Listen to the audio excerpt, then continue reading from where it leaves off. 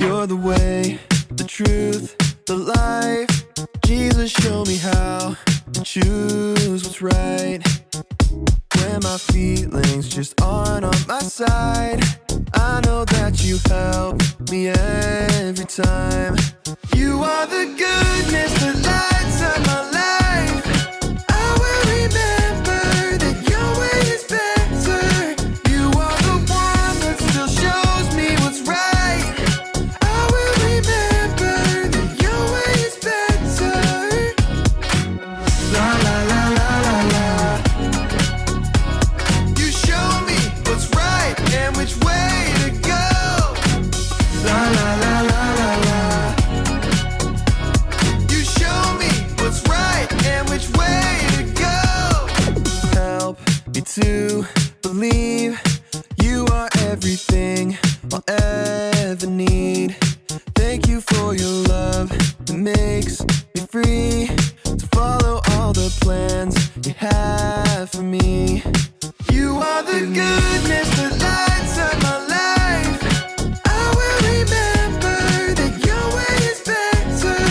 You are the one that still shows me what's right. I will remember that your way is better. La la la la la la. You show me what's right and which way to go. La la la la la la. You show me what's right and which way to go. I trust you with my feelings, Jesus, you're my reason. Help me follow you, trust you with my feelings, Jesus, you're my reason. God, help me follow you. You are the goodness that lights up my life. I will remember that your way is better. You are the one that still shows me what's right. I will remember that your way is better. La la la la la la. You show me what's right and which way to go. La la la la la la. You show me what's right and which way to go.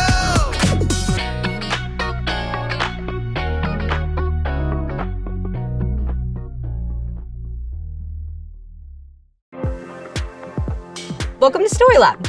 This week, we're talking about a guy who had the perfect chance to give a mean guy some serious payback. Was that an echo? Serious payback.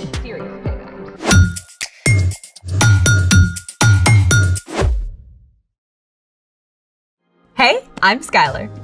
And I'm Sanjay. This month, we're talking about how we can trust God to help us do what's best. Whoa! What you got there? My uncle just visited this incredible cave. It's crazy, just look. Mammoth Cave in Kentucky. It's the longest cave system in the world, with more than 400 miles of passage. That's farther than driving all the way from Mammoth Cave to Atlanta, Georgia. And then I clicked on this link here. This is Sundong Cave in Vietnam. It's the largest cave in the world. It's so big that trees grow inside parts of it. Cave trees. Plus, the Waitomo glowworm caves in New Zealand. So those lights are Glowworms. Thousands of bright blue glowworms. pretty impressive. But you should know that I, too, know a little something about caves. Really? Care to test it? Let's play it! Welcome to You Don't Know a Cave from a Hole in the Ground. Long name for a game show, Kind of aggressive too. right? First question is to Skylar. what do you call the activity of exploring a cave? Easy. Spelunking. That is correct. Next question, Sanjay. Are these formations stalactites or stalagmites? Well, a stalagmite has a G in it, which reminds us that it grows up from the ground. But a stalactite has a C in it, as in ceiling. That's where they hang from, so stalactite? That is also correct. Now, it's time for the lighting round. Don't you mean lightning round? Oh, I get it. Lighting round. Okay, here we go. Skylar, this flying mammal can often be found sleeping in caves. Bats. Correct! Sanjay, what type of rock is often found in caves and can be shaped by water over time? Granite. Oh, that's wrong. It's limestone. Back to Skylar. This category of cave-dwelling animal has no eyesight or skin coloring. Spiders? Oh, it's wrong. The answer is troglobites. Okay, Sanjay, the 3 deepest caves are in Georgia, the country, or is it Georgia, the state? Georgia, the country. That's correct! And now, for the tiebreaker! A piece of feldspar has been acted upon by hydrothermal alteration and low-pressure metamorphism. What is the pH level of the resulting kaolinite, and why? That's impossible to answer. Totally. First of all, we would need to know the hydrolysis reaction of the potassium leaching from feldspar's silicate framework, not to mention the status of the aluminum octahedral sheets interleaved with silicon tetrahedral sheets toward forming that phyllosilicate clay. Well done! Good game. And now it's time for The story before the story. Today, we're in the book of 1 Samuel, where we read about a man named Saul, who was the first king of Israel. But Saul didn't follow God. So, God told the prophet Samuel to anoint David as the next king. When David killed the giant Goliath, Saul welcomed David to the palace to serve him. But as David gained success and popularity, Saul became jealous and tried to kill him. David escaped into the wilderness with a band of outcasts. David lived on the run from Saul for nearly 10 years. Which is where our story starts. Take it away. Hey everyone, I'm Erica. Even though David had done nothing wrong, Saul refused to give up pursuing him. When Saul heard that David was in the desert of En-Gedi, Saul took 3,000 of his best soldiers and led them on the chase. When this guy has a bad idea, he really commits to it, right? When Saul and his men arrived at a place called the Rocky Cliffs of the Wild Goats, Saul needed, let's call it a rest stop. So he went into a cave for a little privacy. But newsflash!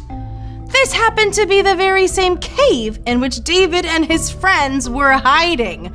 From the darkness of the cave, David could see Saul, but Saul couldn't see him. Golden opportunity, bro. He's right there. Huh? But he's still king! Hey, didn't God say, I will hand your enemy over to you? Then you can deal with him as you want to. Oh, I don't know. Do you want to be hiding in caves the rest of your life? Huh? David had every reason in the world to hate Saul. First, David already knew he was supposed to be the next king. And second, David had served Saul well. He had never done anything to hurt Saul. And yet Saul was determined to kill him. So what would you do if you had the chance to get even with someone who was mean to you? Here's what happened. Ever so slowly, David crawled toward Saul. He was careful not to make a sound. David inched his way forward until he was 20 feet away. 10 feet away. Saul had no idea his enemy was right behind him. David chose not to hurt Saul. Instead, he simply cut off a piece of Saul's robe as proof that he could have hurt Saul. But when Saul left the cave, David felt sorry for even that one small act against Saul. He followed Saul out of the cave and called out, King Saul, my master, why do you listen when men say David is trying to harm you? Saul turned around. He must have been completely shocked. Look at this piece of your robe. I cut off the corner, but I didn't kill you. Who do you think you're chasing? I'm no one important. May the Lord be our judge. May he decide between us and stand up for me. Saul realized everything David had said was true. You are a better person than I am. You have treated me well even though I've treated you badly. I know for sure that you will be king, so please promise not to hurt my family. David agreed. Saul returned home, while David and his men went to a safe hiding place. Even though Saul was still his enemy, David had peace, knowing he had chosen to stop and trust God, instead of taking payback into his own hands. The end. Wow. Yeah, that could have gone a lot differently. It would have, if David hadn't stopped to think first when Saul showed up. So, what's our part in the story?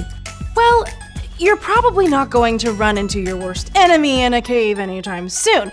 But, just like David, you can show self-control when you stop to think first and ask God to help you do what's best. Self-control is about choosing to do what's best, even when you don't want to. Like, if someone's being mean to you at school, instead of being mean back, stop, take a deep breath, and you can silently ask God to help you in that moment. Maybe you tell them to stop, and then maybe you walk away. And if it's something that has happened before, you can find a trusted grown-up and talk to them about it. Good point. We run into these situations every day where it's important to stop and think first before acting. Like when I think about something funny to say when my teacher's talking. You? No. Definitely stop and think about those consequences. It could be your little brother spills milk all over your homework. Or someone cuts in line. Or you go to grab something at the back of the pantry and you end up dropping 20 things in the process and you just want to lose it and you want to start throwing things and yeah! Domino effect. Yes, exactly. All good times to take a deep breath and think before you act. God can give you the power to show self-control when you ask. And you can look at Jesus too. He had all of the power in the world, even though he could have just done it. Just like that. You've got it. See y'all next time. Bye. So here's the thing.